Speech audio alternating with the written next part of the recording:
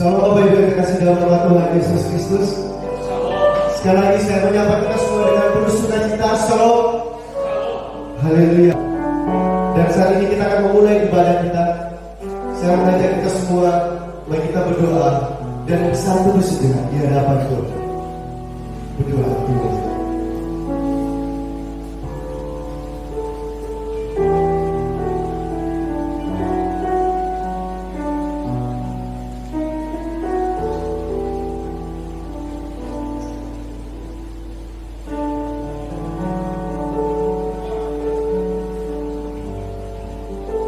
Terima kasih Tuhan untuk kasih setia dalam hidup kami saat ini Bapak. Oleh karena kasih setia yang sungguh indah dalam hidup kami boleh bersama-sama di tempat ini untuk memuji dan memuliakan Engkau Tuhan. Oh Tuhan, kami mau mengayak kehendak kami, dan biarlah setiap kami dapat sungguh-sungguh memuji dan menyembah Tuhan. Kami yang mengambil bagian dalam pelayanan ini, Engkau berkati pun juga Tuhan hamba-Mu nanti ini yang akan membagikan firman dan semua jemaat yang hadir di tempat ini Tuhan. Haleluya Tuhan Yesus. Haleluya. Amin. Jemaat yang terkasih, kita akan memuji Tuhan. Ku hidup oleh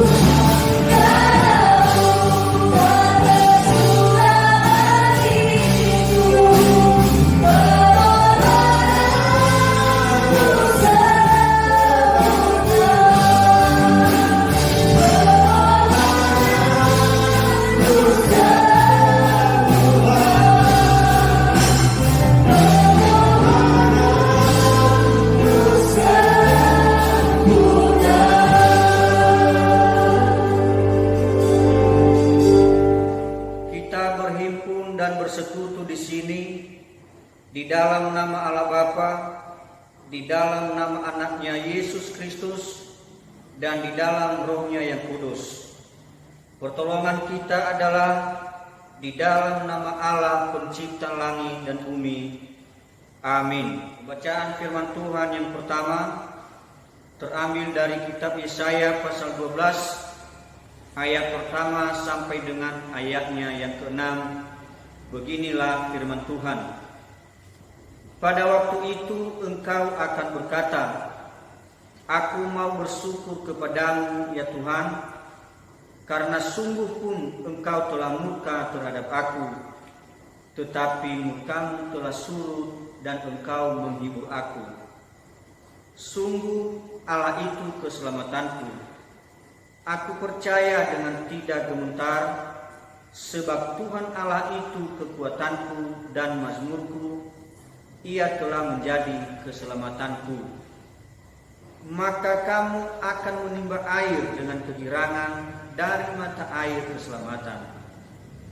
Pada waktu itu kamu akan berkata, bersyukurlah kepada Tuhan, panggillah namanya, beritahukanlah perbuatannya di antara bangsa-bangsa, masukkanlah bahwa namanya tinggi luhur. Bermazmurlah bagi Tuhan, sebab perbuatannya mulia. Baiklah hal ini diketahui di seluruh bumi. Berserulah dan bersorak-sorailah, hai penduduk Sion, sebab yang Maha Kudus, Allah Israel, agung di tengah-tengahmu. Demikianlah firman Tuhan.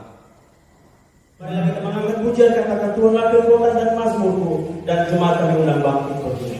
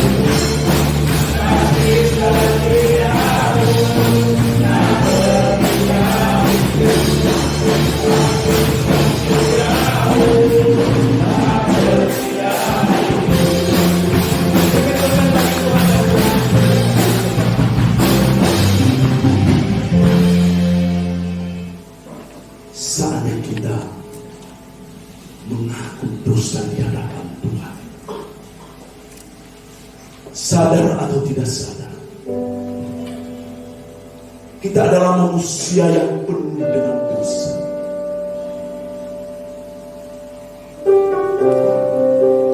Kadang kita menyadarinya, dan juga kadang kita tidak menyadari. Tetapi satu hal yang kita percaya, kita punya Allah yang luar biasa. yang mampu menghapuskan segala dosa kita, bahkan memulihkan kita pada saat kita mengaku di hadapan-Nya. Saatnya kami beri kesempatan berdoa secara pribadi di hadapan Tuhan, mengakui segala dosa dan kesalahan yang sudah kita perbuat.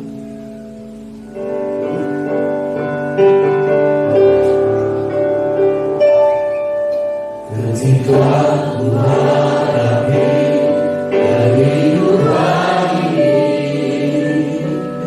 jalan mana yang harus kupilih?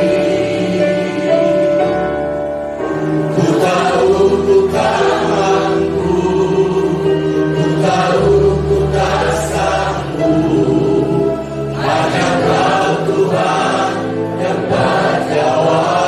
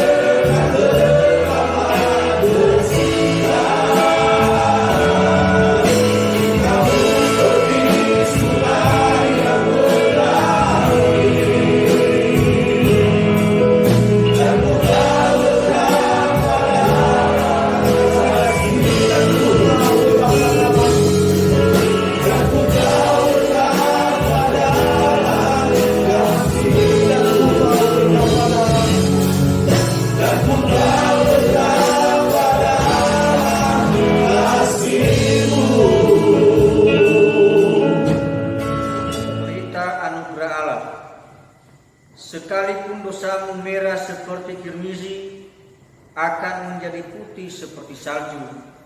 Sekalipun berwarna merah seperti kain kesumba, akan menjadi putih seperti bulu domba. Amin. Amin. Amin. Amin.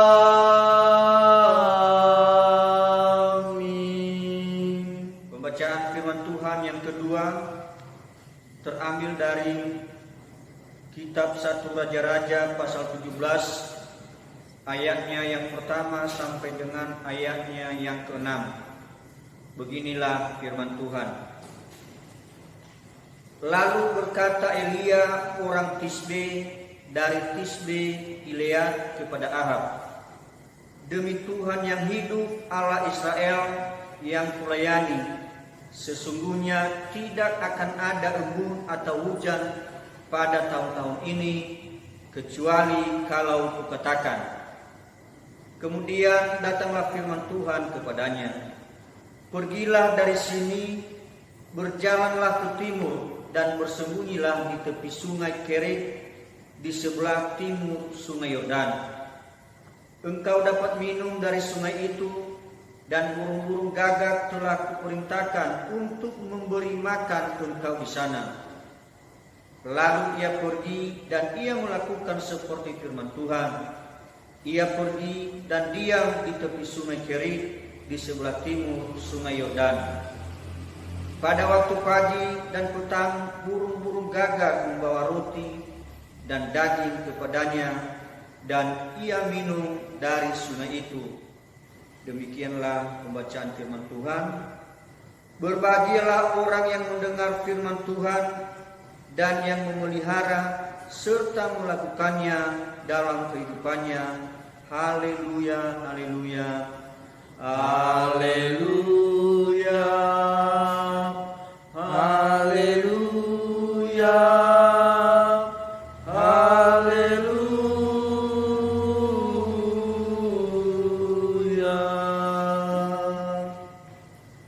Mari kita bersama-sama mengucapkan pengakuan iman rasuli.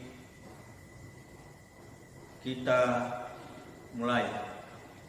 Aku percaya kepada Allah, Bapa yang Maha Kuasa, Khalik langit dan bumi, dan kepada Yesus Kristus, Anaknya yang tunggal Tuhan kita, yang dikandung daripada Roh Kudus, lahir dari anak darah Maria, yang menderita di bawah pemerintahan Pontius Pilatus, disalibkan, mati dan dikuburkan, turun ke dalam kerajaan maut. Pada hari yang ketiga, bangkit pula dari antara orang mati, naik ke surga, duduk di sebelah kanan Allah Bapa yang Maha Kuasa, dan akan datang dari sana untuk menghakimi orang yang hidup dan yang mati. Aku percaya kepada Roh Kudus, gereja yang kudus dan am, persekutuan orang kudus, pengampunan dosa, kebangkitan daging, dan hidup yang kekal. Amin. Saat ini kita akan memberikan persembahan kita bagi Tuhan, pemberian yang terbaik ketika kita memberikan dengan penuh ucapan syukur dan sukacita. Kita tetap memuji Tuhan, Allah sumber kuatku.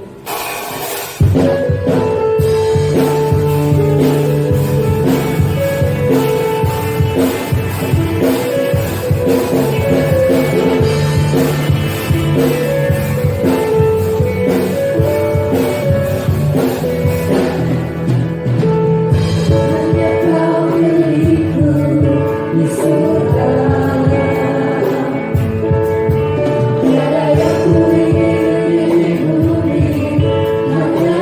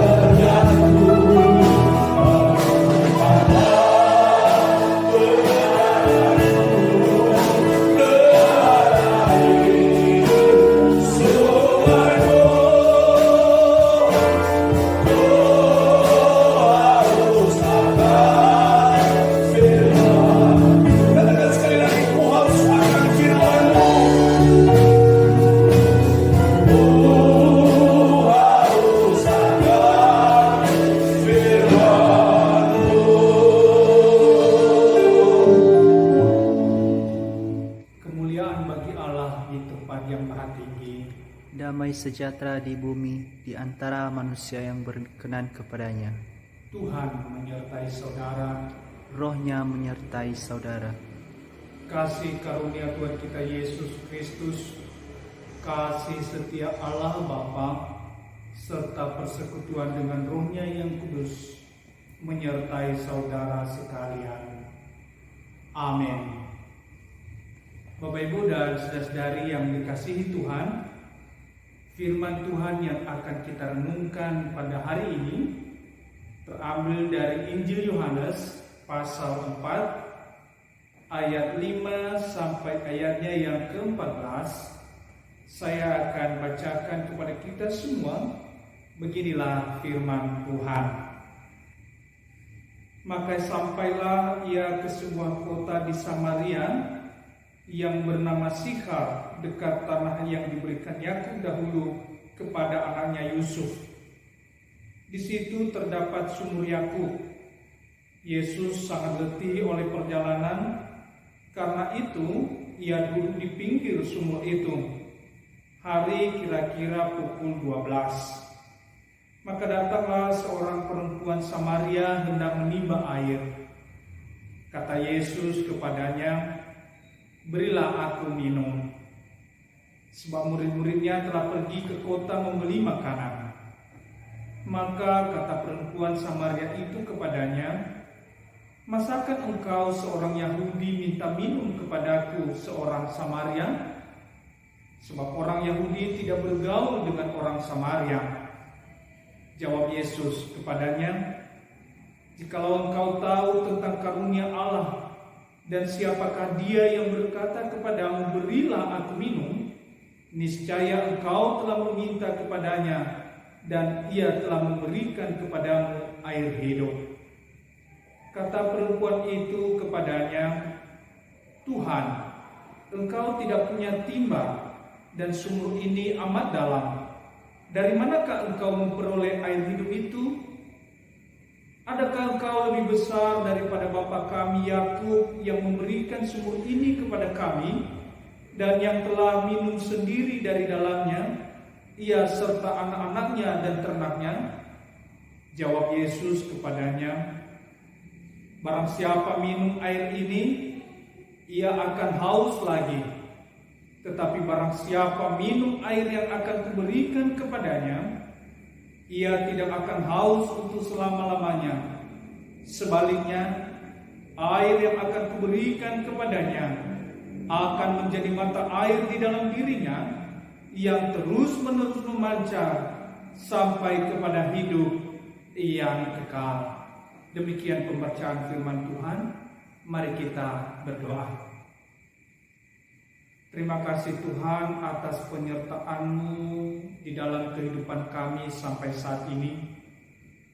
Dan di tengah-tengah persekutuan kami yang dilaksanakan di keluarga kami masing-masing, kami rindu untuk mendengarkan firman Tuhan.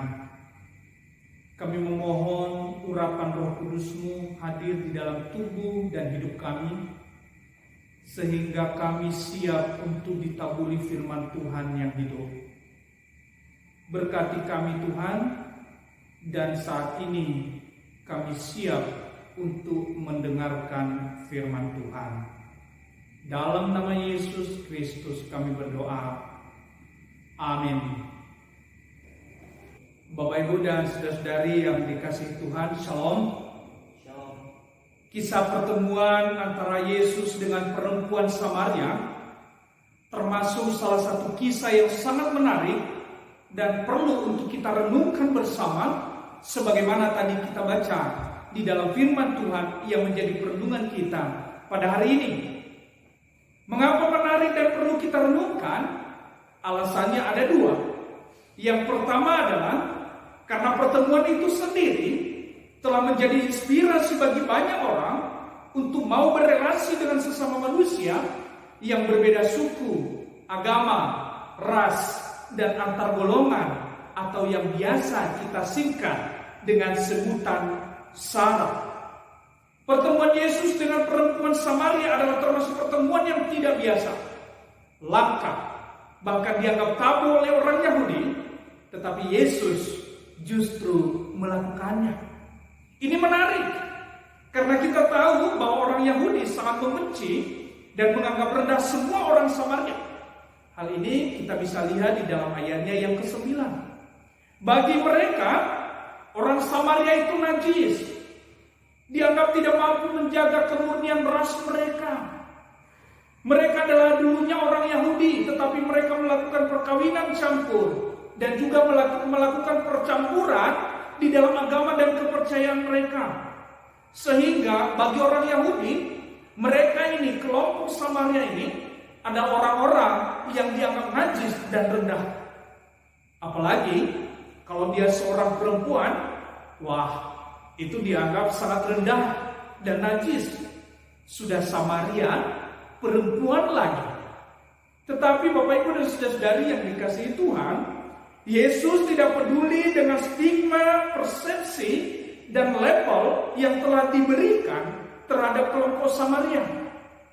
Hal ini ia buktikan ketika ia hendak kembali ke Galilea saat pulang dari pelayanan di Yudea. Ini kita bisa lihat di dalam ayat 3 sampai ayat 5. Ia memilih melintasi daerah orang-orang Samaria yang dianggap najis itu.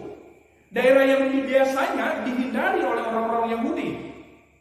Di sana ia berhenti di kota Sikhar dan duduk di pinggir sumur Yakub, tempat orang-orang Samaria biasa mengambil atau menimba air. Dan Anda tahu di sana ia bertemu siapa? Ya, Yesus bertemu dengan seorang perempuan Samaria dan membuka pembicaraan dengan dia yang sedang menimba air. Pertemuan yang tidak biasa ini tentu menimbulkan keheranan bagi perempuan Samaria dan juga nanti respon murid-murid Yesus. Mereka juga merasa heran kenapa Yesus mau melakukan pertemuan tersebut dan mau bercakap-cakap dengan perempuan Samaria. Tetapi Bapak Ibu dan saudara-saudari yang dikasihi Tuhan, bagi Yesus ini adalah kesempatan untuk mengajarkan mereka bahwa relasi buruk antara mereka, antara orang Yahudi dan orang Samaria, sudah seharusnya dipulihkan. Stigma buruk selama ini yang dicapkan atau yang diletakkan di dalam kelompok Samaria sudah waktunya untuk dihapuskan. Orang Yahudi atau mereka harus membuka diri untuk bisa menerima satu dengan yang lain. Yesus ingin tidak ada lagi yang merasa lebih hebat, lebih suci, lebih unggul dari kelompok lainnya. Yesus ingin antara orang Yahudi dan orang Samaria terjalin komunikasi yang baik. Mereka bisa bertemu, berbicara satu dengan yang lain. Ingat, semua manusia sama atau setara di hadapan Allah. Baik orang Yahudi maupun orang Samaria, mereka setara di hadapan Allah. Kalau di hadapan Allah saja setara, siapakah dia? Siapakah manusia berani merendahkan kelompok lainnya? Dan karena itu, semua manusia sama-sama berhak menerima kasih karunia keselamatan dari Allah melalui Yesus Kristus. Sehingga semua tembok yang menjadi penghalang harus dihancurkan supaya Allah dan manusia dapat bertemu, berjumpa, dan berkomunikasi. Tentu ini menjadi keuntungan bagi manusia, karena dengan itu, dengan tembok yang dihancurkan itu, dengan relasi yang dipulihkan itu, manusia mendapatkan keselamatan. Yesus sendiri datang ke dunia untuk memulihkan relasi manusia dengan Allah. Dan karena itu, relasi antar sesama manusia yang sudah rusak juga harus dipulihkan. Hal ini Yesus contohkan melalui pertemuannya dengan perempuan Samaria di dalam bacaan kita hari ini. Yang kedua, mengapa kisah pertemuan Yesus dengan perempuan Samaria ini menjadi menarik dan perlu kita renungkan bersama? Yang kedua adalah karena isi atau konten pembicaraan Yesus dengan perempuan Samaria tersebut sangat relevan dengan kebutuhan si perempuan secara khusus dan kebutuhan manusia secara umum. Apa konten percakapan mereka? Yaitu mereka berbicara tentang air yang menjadi kebutuhan semua manusia. Kita tahu tidak ada satu manusia pun yang tidak butuh air. Termasuk Yesus yang hadir ke dunia dalam ragam manusia, ia juga butuh air. Ketika ia melakukan perjalanan yang cukup jauh dan ia sangat letih, apalagi itu pada pukul 12 siang, ia merasa haus, ia butuh air. Karena itu ketika ia duduk di pinggir sungai, di pinggir sumur itu, dan ia melihat seorang perempuan Samaria hendak menimba air, ia pun berkata, "Berilah aku minum." Itu di dalam ayat 7. Bapak, Ibu, dan saudara-saudari yang dikasihi Tuhan, bagaimana respon perempuan Samaria itu? Perempuan itu meresponnya dengan penuh keheranan dan cenderung sinis. Ia tidak langsung menjawab ya atau tidak, tetapi justru ia berkata di ayat 9, "Masakan engkau seorang Yahudi minta minum kepadaku seorang Samaria?" Yesus menjawab, "Jikalau engkau tahu tentang karunia Allah, dan siapakah dia yang berkata kepadamu, 'Berilah aku minum,' niscaya engkau telah meminta kepadanya, dan ia telah memberikan kepadamu air hidup." Di sini Yesus meningkatkan konten pembicaraan mereka dari air minum duniawi yang dibutuhkan untuk memuaskan dahaga ragawi manusia menjadi pembicaraan tentang air hidup yang dibutuhkan untuk memuaskan dahaga rohani setiap manusia. Dan air hidup inilah yang menjadi tema kita pada hari ini, yaitu air kehidupan. Atau kalau mau lebih lengkapnya, tema ini bisa kita buat menjadi Yesus adalah air kehidupan. Bapak, Ibu, dan saudara-saudari yang dikasihi Tuhan, frasa air hidup sesungguhnya bukan hal asing bagi orang-orang pada zaman itu, yang secara harafiah berarti air yang mengalir, bukan air yang diam di tempat. Dan bagi orang Yahudi sendiri, frasa air hidup ini beberapa kali digunakan untuk menggambarkan Allah sebagai sumber air yang hidup. Misalnya di dalam Yeremia pasal 2 ayat 13 dan Yeremia 17 ayat 13, ketika Israel meninggalkan Allah, mereka disebut sebagai orang-orang yang meninggalkan sumber air yang hidup. Dan tentu saja Bapak, Ibu, dan saudara-saudari yang dikasihi Tuhan, ketika Yesus berbicara tentang air hidup, maka yang ia maksud bukanlah air yang mengalir secara duniawi seperti yang dipahami oleh perempuan Samaria untuk memuaskan dahaga ragawi ini, melainkan air hidup yang adalah dirinya sendiri, Allah sendiri yang adalah sumber air yang hidup, dan juga Roh Kudus yang akan mengaliri dan menyegarkan roh dan jiwa setiap manusia yang percaya kepadanya untuk selama-lamanya. Hal ini semakin jelas ketika Yesus berkata di dalam ayat 13 sampai ayatnya yang ke-14, "Barang siapa minum air ini, ia akan haus lagi. Tetapi barang siapa minum air yang akan kuberikan kepadanya, ia tidak akan haus untuk selama-lamanya. Sebaliknya, air yang akan kuberikan kepadanya akan menjadi mata air di dalam dirinya yang terus-menerus memancar sampai kepada hidup yang kekal." Air duniawi untuk memuaskan dahaga ragawi ini, itu akan selalu terus kita minum karena kita akan terus merasa haus. Tetapi air hidup kita terima dari Yesus Kristus, itu akan memuaskan dahaga rohani kita sampai selama-lamanya. Ini berarti siapapun yang menerima dan percaya kepada Yesus Kristus, maka ia akan menerima dua hal sekaligus. yaitu ia akan menerima air hidup yang adalah Yesus Kristus itu sendiri sebagai sumber air hidup untuk keselamatan hidupnya.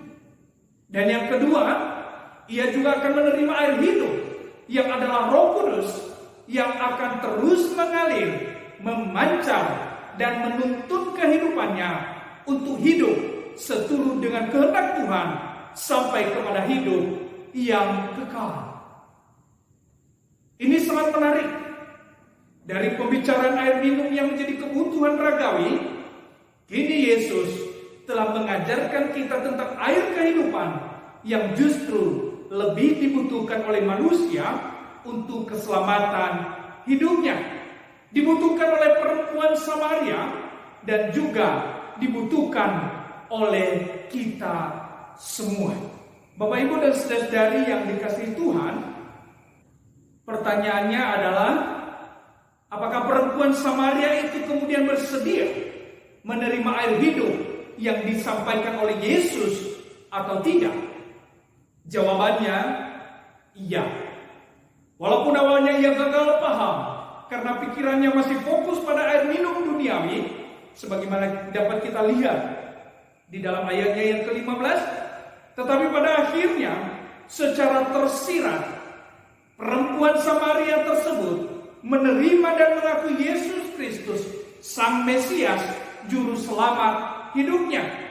Bahkan bukan hanya menerima untuk kebutuhan dirinya sendiri, tetapi ia juga pergi bersaksi untuk mengalirkan air hidup itu kepada banyak orang di kota di mana ia tinggal. Ia meninggalkan tempayannya dan pergi ke kota. Ini di dalam ayat 28. Untuk memberitakan kabar sukacita tentang Yesus, Sang sumber air kehidupan itu, Mesias yang menyelamatkan. Sehingga banyak orang Samaria dari kota itu yang juga turut menjadi percaya kepada Yesus Kristus. Mereka menerima Yesus, Sang sumber air kehidupan itu, menjadi sumber keselamatan di dalam kehidupan setiap mereka.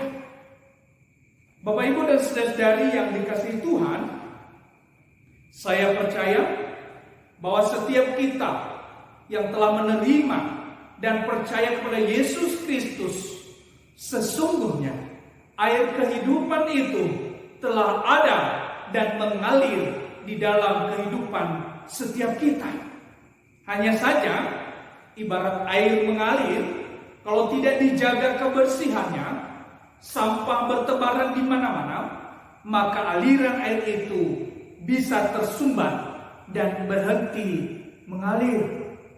Ya, kalau lihat sungai, kalau tidak dibersihkan, penuh kotoran, maka aliran sungai itu bisa kotor, bahkan berhenti untuk mengalir. Demikian juga air hidup yang mengalir di dalam kehidupan kita akan tersumbat dan akan berhenti mengalir jika hal-hal yang tidak berkenan kepada Allah kita biarkan bertebaran di dalam hati, di dalam pikiran, di dalam ucapan kita, dan juga di dalam perbuatan-perbuatan kita setiap hari. Termasuk perbuatan merendahkan dan memberikan stigma buruk terhadap orang yang berbeda dengan kita. Itu bisa karena beda suku, beda agama, beda ras, dan antar golongan, termasuk juga merendahkan orang karena perbedaan jenis kelamin berbasis gender, seperti yang terjadi di antara orang Yahudi dan orang Samaria yang menjadi subjek di dalam kisah yang menjadi perenungan kita pada hari ini. Hanya di dalam diri orang dengan hati yang bersih, penuh cinta kasih, jauh dari segala kebencian, kedengkian, dan dendam, air hidup itu tetap mengalir dan memancar terus-menerus. Dan hanya di dalam diri orang dengan pikiran yang jernih, adil, dan jujur, jauh dari pikiran jahat, air hidup itu tetap mengalir dan memancar terus-menerus. Hanya di dalam diri orang dengan perkataan yang benar, membangun, menguatkan, jauh dari tipu muslihat, air hidup itu tetap mengalir dan memancar terus-menerus. Dan hanya di dalam diri orang dengan perbuatan-perbuatan yang baik, penuh kepedulian, mau berbagi, mau berkorban, air hidup itu tetap mengalir dan menjadi mata air yang terus-menerus memancar sampai kepada hidup yang kekal. Bahkan bukan lagi hanya dirinya yang merasakannya, tetapi orang lain juga turut merasakan aliran kehidupan itu, aliran air kehidupan itu yang telah mengalir di dalam kehidupan setiap kita. Kita telah menerima air kehidupan, dan mari kita pancarkan air kehidupan itu dimanapun dan kapanpun. Tuhan Yesus memberkati. Ayat hafalan, ayatnya yang ke-14. Kita baca secara bersama-sama. 1, 2, 3. Tetapi barang siapa minum air yang akan kuberikan kepadanya, ia tidak akan haus untuk selama-lamanya. Sebaliknya, air yang akan kuberikan kepadanya akan menjadi mata air di dalam dirinya yang terus-menerus memancar sampai kepada hidup yang kekal.